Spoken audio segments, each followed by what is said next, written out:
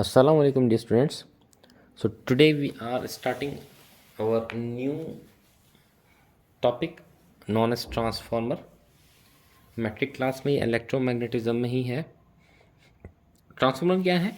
एक डिवाइस है जो कि ट्रांसफ़र करती है दो चीज़ों को। याद रखिएगा, एक तो पावर और दूसरी एनर्जी। काम समझ में आ गया कि ट्रांसफार्मर का काम क्या है। दो चीज़ें ट्रांसफ़र करना, एक तो पावर को ट्रांसफ़र करना और दूसरा एनर्जी को ट्रांसफ़र करना, और यही आपका ट्रांसफार्मर कहलाता है। ठीक है। अच्छा, इसकी अगर टाइप्स की बात करें तो दो तरह की टाइप्स होती हैं। एक को हम कहते हैं step up. Step up transformer होता है डियर स्टूडेंट्स। इसमें क्या होता है, इसमें स्टेप अप ट्रांसफार्मर क्या करता है कि जो हमें इनपुट में अगर लो वोल्टेजेस मिल रहे हैं तो आउटपुट में हमें हमेशा हाई वोल्ट ही मिलेंगे। स्टेप अप का काम ये होता है। सेकंड हमारे पास होता है जिसको हम कहते हैं स्टेप डाउन। स्टेप डाउन क्या होता है डियर स्टूडेंट्स? स्टेप डाउन में जो हाई वोल्टेजेस होते हैं वो कन्वर्ट कर दिए जाते हैं लो वोल्टेजेस के अंदर। ठीक है, ये तो इसकी टाइप्स हो गई। आइए इसकी प्रिंसिपल की बात करते हैं। प्रिंसिपल क्या होता है इसका? प्रिंसिपल क्या है इसका? प्रिंसिपल है म्यूचुअल इंडक्शन।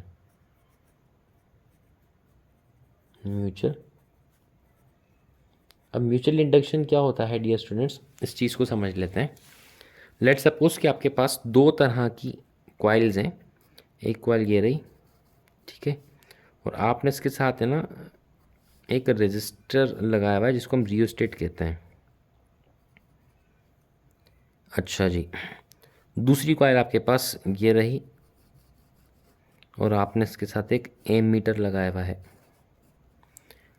लेट सपोज कि इसके अंदर आप करंट देते हैं प्लस और माइनस, इसके अंदर आप करंट प्रोवाइड करते हैं।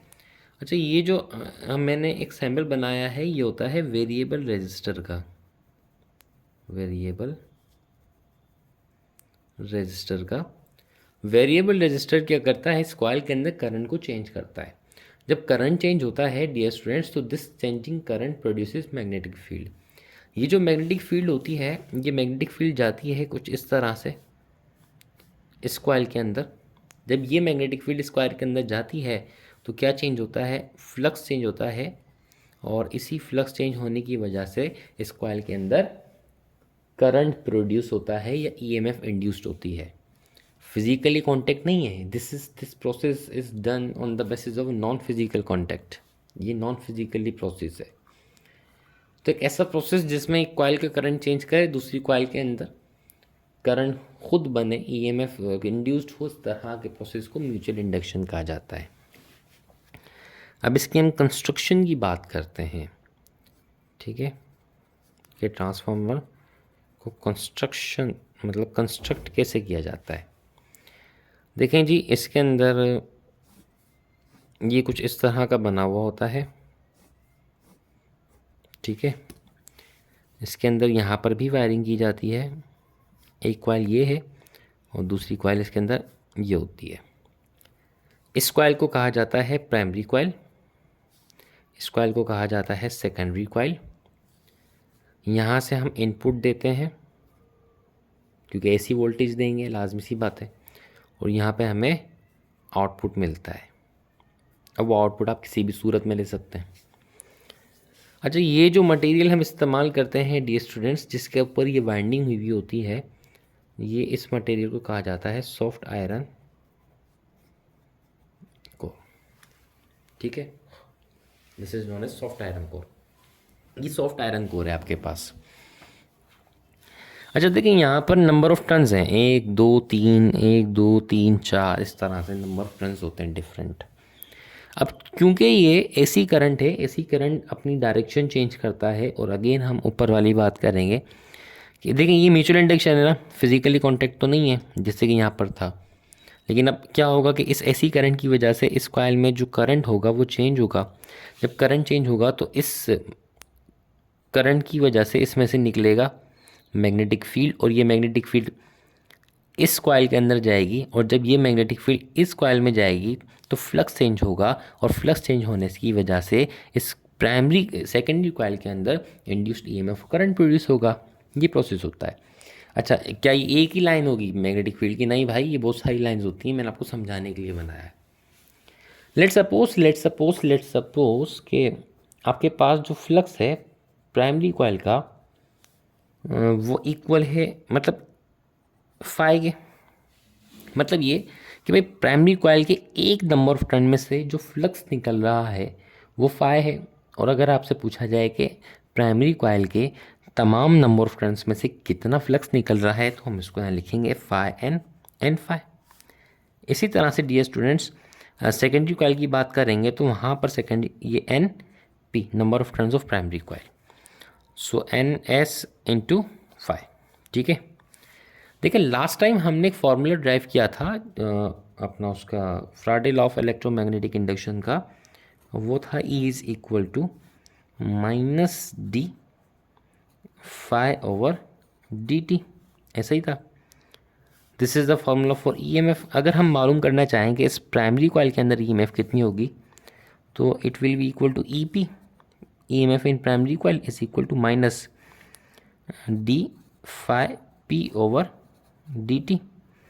डियर स्टूडेंट्स, फाई पी किसकी इक्वल है? फाई इंटू एन पी के, so it will be equal to minus phi into N P over d t. अगर हम सेकेंडरी कॉइल की मालूम करना चाहें वो भी कुछ इसी तरह से होगी, so minus d phi of secondary coil over d t is equal to minus d phi number of turns in secondary coil into over d t. अगर इन दोनों इक्वेशंस को डिवाइड किया जाए, सो डिवाइड के अंदर ये d phi over d t आपस में कैंसिल होगा, हमारे पास बचेगा dear students E S over E P is equal to N S over N P. इसका मतलब ये है कि जो ईएमएफ प्रोड्यूस होती है कॉइल्स के अंदर वो डायरेक्टली प्रोपोर्शनल होती है नंबर ऑफ टर्न्स के। इस फॉर्मूले से हमने ये सीखा। ठीक है, जो ईएमएफ प्रोड्यूस होती है इन कॉइलिंग, इस कॉइल के अंदर इसकी ईएमएफ डायरेक्टली प्रोपोर्शनल होती है नंबर ऑफ टर्न्स के। जितने ज़्यादा नंबर ऑफ टर्न होंगे उतने ज़्यादा वोल्टेजेस होंगे। क्लियर है? इसका मतलब ये है कि आपके पास अगर स्टेप अप ट्रांसफार्मर है तो स्टेप अप ट्रांसफार्मर के अंदर स्टेप अप ट्रांसफार्मर के लिए नंबर ऑफ टर्न्स ज़्यादा होने चाहिए। प्राइमरी कॉइल के अंदर number of turns should be greater than the number of turns in secondary coil. Sorry, secondary आएगा या प्राइमरी आएगा, मैंने उल्टा लिख दिया। अगर आपके पास स्टेप डाउन ट्रांसफार्मर है तो स्टेप डाउन में जो नंबर ऑफ टर्न होने चाहिए वो प्राइमरी में ज़्यादा होंगे, उसमें सेकेंडरी में कम होंगे, क्योंकि जितने ज़्यादा नंबर ऑफ टर्न उतने ज़्यादा वोल्टेज। अगर आपने आउटपुट में वोल्टेज ज़्यादा लेने तो नंबर ऑफ टर्न ज़्यादा कर दो किसके? सेकेंडरी के। जैसे यहाँ पे एस है, एन एस, ये एन पी, तो ये स्टेप अप हो जाएगा। अगर आपने वोल्टेजेस कम लेने हैं तो इसके नंबर ऑफ टर्न ज़्यादा कम करके इसके ज़्यादा कर दो, so this transformer will be converted into step down transformer. ठीक है, क्लियर है यहाँ तक? देखिए डियर स्टूडेंट्स, अगर आपके पास 100% इफ़िशिएंट ट्रांसफार्मर हो, इफ़ 100%, 100 तो लिखा ही नहीं मैंने, 100% इफ़िशिएंट हो। अच्छा, इसका मतलब क्या होता है 100% इफ़िशिएंट का? इसका मतलब ये है कि जो पावर इनपुट में हमें मिल रहा है वो इक्वल हो उस पावर के जो कि आउटपुट में मिलेगा। कहने का मकसद ये है कि अगर यहाँ पर हमें वोल्टेजेस मिल रहे हैं 5 वोल्ट तो आउटपुट में भी हमें 5 वोल्ट मिलने चाहिए। करंट अगर यहाँ पे 1 एम्पियर हमें मिल रहा है तो यहाँ पर भी करंट हमें 1 एम्पियर मिलना चाहिए, कोई एनर्जी लॉस ना हो। This type of transformer is known as 100% efficient transformer. चलें देखते हैं इसको। तो स्टूडेंट्स पावर का एक फॉर्मूला है, P is equal to V into I. This is the formula which we have already discuss in the power dissipation and resistor वाले lecture के अंदर। हमने कहा था कि भाई ऐसा ट्रांसफार्मर जिसका पावर इनपुट इक्वल होना चाहिए पावर आउटपुट के। Input means primary coil, output means secondary coil. So V of primary, current of primary is equal to V of secondary into current of secondary। अब ज़रा इसको rearrange करो, V S ये multiply में जाके divide, so V P over V S is equal to I S over I P. देखें बड़ा अजीब एक रिलेशन हमें इस फॉर्मूले के अंदर मिलता है। ओम्स लॉ तो ये कहता है कि V should be according to Ohm's law. मैं लिख दूँ ताकि आपको याद रहे कि V should be directly proportional to I. Should be नहीं, होता है अगर सारी कंडीशंस वो हों, फिजिकल पैरामीटर कांस्टेंट हों। लेकिन देखो यहाँ पे हमें क्या मिला है कि V P is inversely proportional to I P. अच्छा, वी की जगह हम ई एम एफ भी लिख सकते हैं क्योंकि यूनिट एक ही है और बात भी एक ही है। इसमें कहा गया है कि जो वोल्टेजेस होते हैं वो इन्वर्सली प्रोपोर्शनल होते हैं करंट के। अब बात समझो, देखो हमने ना एक ट्रांसफार्मर लिया, ऐसा क्यों होता है? इससे बड़ी एक अच्छी इजाद हुई, ये आपके पास प्राइमरी, आपके पास सेकेंडरी। अब यहाँ पे हमें मिलते हैं 11,000 किलो वोल्ट, ठीक है। और जो डोमेस्टिक ट्रांसफार्मर डी स्टूडेंट्स होता है वो हमें आउटपुट में देता है 220 वोल्ट्स।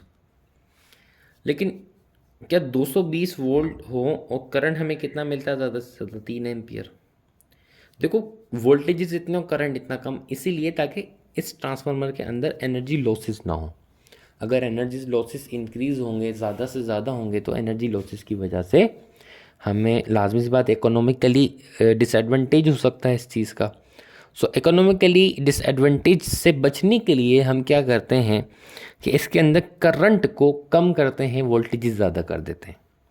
इस फार्मूले का मकसद ये है, करंट कम करते हैं, वोल्टेज ज़्यादा करते हैं, ताकि एनर्जी लॉसेस से ट्रांसफार्मर के वाले काम के अंदर बचा जाए। ट्रांसफार्मर के अंदर किस किस तरह के और कौन कौन से एनर्जी लॉसेस होते हैं, अब वो हम डिस्कस करते हैं। पहला तो डियर स्टूडेंट्स इसके अंदर होता है हीटिंग इफेक्ट।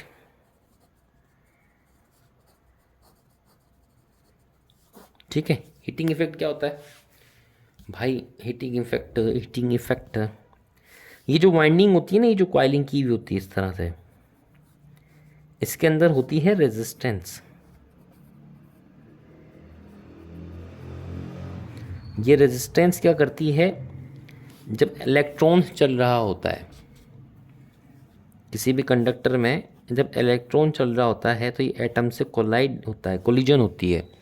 इस कोलिजन की वजह से इसके अंदर प्रोड्यूस होता है हीटिंग इफेक्ट, और वो हमने पढ़ा था जूल्स लॉ में, H is equal to I square R into T. तो एक तो हीटिंग लॉस होता है ट्रांसफार्मर में, उस हीटिंग लॉस की वजह से भी करंट और वोल्टेजेस मतलब बहुत ज़्यादा हमें पावर डिफिशिएंट होता है, मतलब पावर डिक्रीज होता है। ठीक है, दूसरा होता है फ्लक्स लीकेज।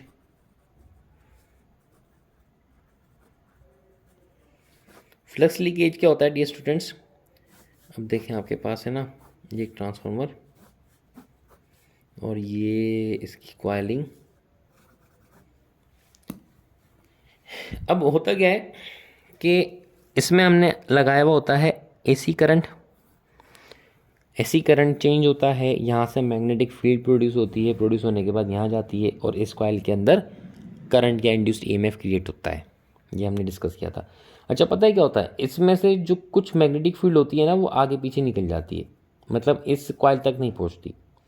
तो ये जो मैग्नेटिक फील्ड आगे पीछे निकल रही है, this magnetic field is known as flux leakage. मतलब ये मैग्नेटिक फील्ड टोटली यहाँ नहीं पहुँच रही, इसकी वजह से, इस मैग्नेटिक फील्ड की वजह से इसका फ्लक्स चेंज नहीं हो रहा है।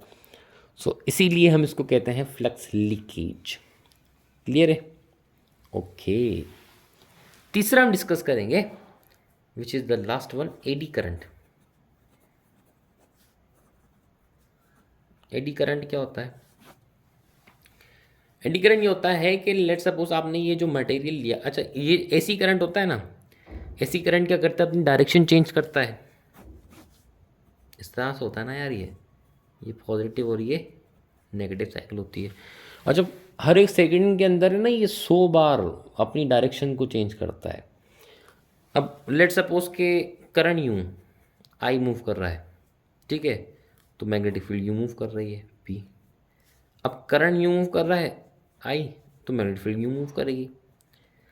होता क्या है कि ये जो सॉफ्ट आयरन कोर होता है, ये सॉफ्ट आयरन कोर करंट की डायरेक्शन चेंज होने की वजह से मैग्नेटाइज होता है, फिर डीमैग्नेटाइज होता है, फिर मैग्नेटाइज होता है, फिर डीमैग्नेटाइज होता है। तो ये कहानी चलती रहती है। तो मैग्नेटाइजेशन और डीमैग्नेटाइजेशन की वजह से, मैग्नेटाइजेशन और डीमैग्नेटाइजेशन की वजह से करंट ईएमएफ प्रोड्यूस हो जाती है। क्या प्रोड्यूस होती है? ईएमएफ प्रोड्यूस होती है। भाई ये एक तो ईएमएफ प्रोड्यूस होती है इस कॉइलिंग के अंदर, मैं कॉइल लिख देता हूँ, और दूसरी प्रोड्यूस होती है सरफेस ऑफ मटेरियल पर, सरफेस ऑफ